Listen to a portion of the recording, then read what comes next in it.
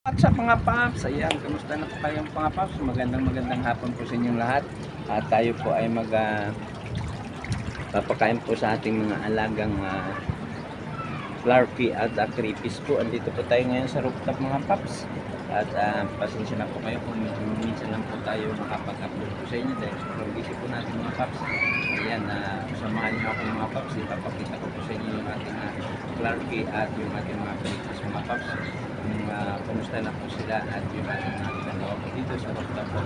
Ayan, bago ang lahat mga paps, hindi pa po nakapag-subscribe sa aking YouTube channel, please subscribe na po kayo yung Paps Rooftop at pindutin nyo lang po yung notification bell, like and share na rin po, comment na rin po kayo para sagot po kung ano po yung mga katanungan. Maraming salamat mga Paps. Umpisa na po natin ang ating papakain po sa ating mga Clarky. Pero bago ang lahat mga Paps, yung ating malapit na intro, let's go!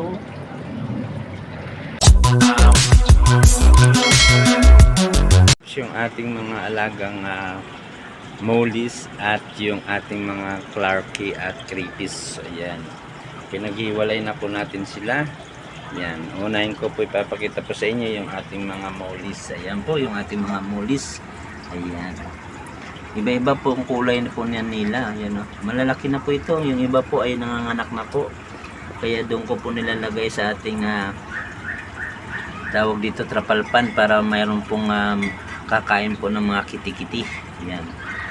Ito po kaya po pinaghiwalay ko po ito dahil yung buntot po, ito kasi yung buntot nito ay round lang po. Ayan. Wala po siyang design. Kaya pinagsama ko po sila dito. Yung iba po dito po, yung ating mga marble. Ayan po. May mga design po yung kanilang buntot. May mahaba, ganyan po. Yan po yung aking pinagsama-sama po dito para maganda po ang tingnan. Ayan. Nanganak na rin po ito. Ito po malaki na po ito. Yan, buntis po yan eh. Nanganak na po yan.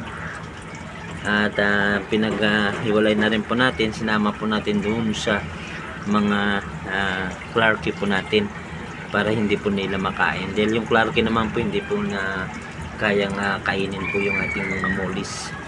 So dito, doon po natin nilalagay. Pag malaki-laki na po, dito na po natin nililipat. Sinasama na po natin dito. Ayan mga paps. Ito naman po yung ating Clarky. Ayan. Mag-asawa po yan. Yung ang lalaki po. Yun. Yun. Ayan po siya. Ayan. Ayan po. Binaba na po natin sila. Dahil dito po sa kanilang pwesto ay yung mga 3 months na po ng mga Clarky. Ayan po. Ayan. Ano po yan dito sila? 2, 4, 6, 8, 9. 2, 4, 6, 8. Mga 8 po. 8 pieces po yan dito sa loob po dito. Dahil ito po ay malalaki na. Kaya dito na po natin sila. Hiniwalay na po natin sila doon sa may trapalpan. Yan. Ito naman po yung Clarky. Sinama ko po dito sa may Creepies po natin. Yung ERC po natin. Yan po. Yan. Para po malahian po. Titingnan po natin kung malahian po siya. Yan po. Yan. Yan mga paps. Samahan niyo ako at pakakainin po natin yung ating mga Clarky. Yan. Ito po yung kanilang pagkain mga paps. Yan. Yung PO2. Yan. Ito po yung PO2. Yan. Ito po yung ating pinapakain po ay kasama na po dito yung ating mga Mollies. Ito na rin po yung aking pinapakain sa aking mga Mollies dahil kumakain naman po ang ating Mollies dahil nakasama na po doon sa Clarky po natin at yung ating mga yan po, ganito lang po tayo magpakain po, konti-unti lang po. Yan, dito po sa ating mga Creepies at Clarky. Yan. Ganon din po dito sa ating mga Mollies. Konti-konti lang po tayo magbibigay at sa hapon lang po tayo nagbibigay at umaga. Ganon lang po tayo magpapakain po sa kanila. Hindi po natin sila binibigyan ng marami dahil hindi naman po nila naubos. Yan. Ganyan lang po tayo magpapakain po sa kanila. Yan mga paps, dumako naman po tayo dito sa ating mga Clarky na sa pan po. Ayan po, sa trapal pan. Ayan na po sila.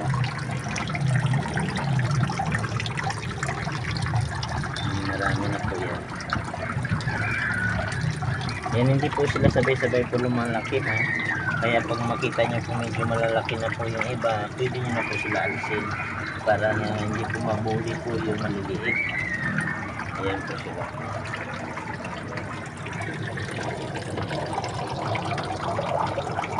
Ayan. Clarky po natin. Ganda po nila tingnan. Dapat meron din po mga isda po dito, yung ating mga mulis. Ang sabi ko nga po, yung pag nanganak po yung mga mulis, dito po nilalagay yung maliliit para po maluwag po, mabilis po lumaki. At nilagyan na rin po natin ng kangkong para magkaroon po ng hides dito sila dahil kulang po yung ating hides. Ayan. So magiging hides na rin po nila yan. Ayan. Ito po yung aking pan po. Mayroon po itong aerator. Ayan po aerator. Mayroon din po siyang filter. Ito po yung filter.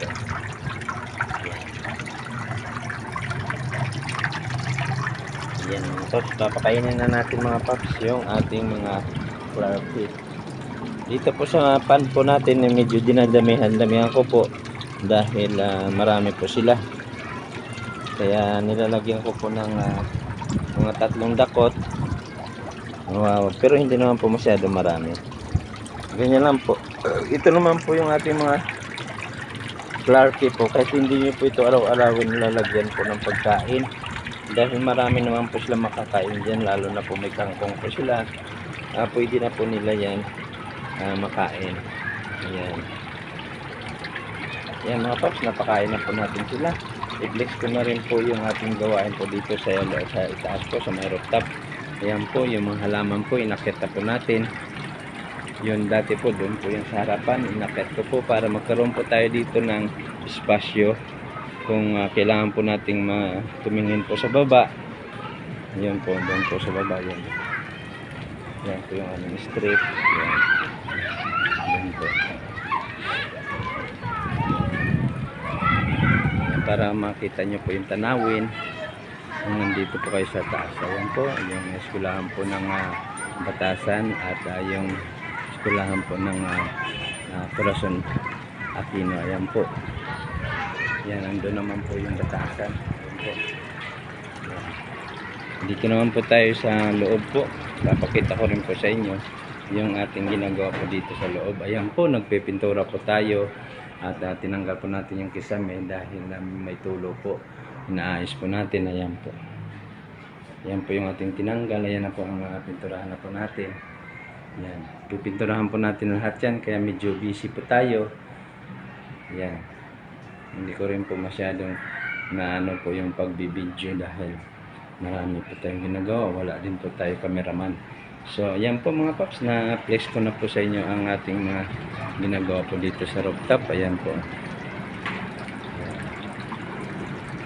Dito po, yan, malinis na rin po natin yan. Yan, ito ang problema ko po pag natapos po tayo dito sa loob. Ito naman po yung aking pipinturahan. So, ayan.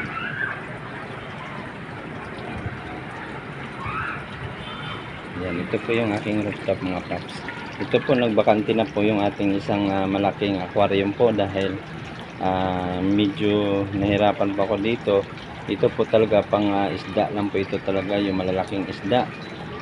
Hindi po pwede ang crayfish po dito dahil masyado pong mataas at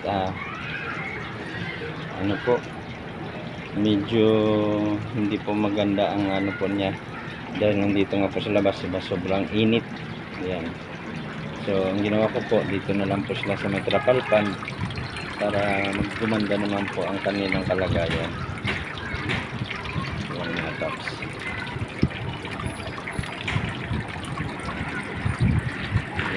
yan, nilagyan po natin ng mga halaman po dito para kahit hindi na po tayo maglagay ng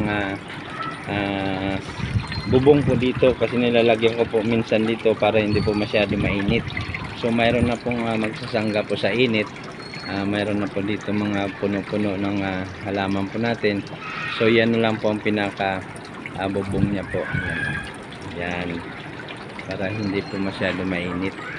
So bagay, mayroon naman po tayo nilagay na net para hindi po masyado mainit. Pero pag minsan po kasi sobra pa rin ng init, kaya naano naman po ako sa ating mga Clarky kasi nandito po sa labas, kaya ang ginawa ko po, nilalagyan na lang po natin ito. Kung minsan nilalagyan ko po siya ng takip, plywood, para mabawas-bawasan lang po yung init. Ayan mga paps, maraming salamat po sa inyong pagsama. Lagi nyo po suportahan po yung ating mga videos para may share po ito at makikita po ng ating mga kasamahang maliliit na vloggers. Ayan. Inuulit ko, yung hindi pa po nakapag-subscribe sa aking YouTube channel, please subscribe na po kayo sa Paps Rooftop.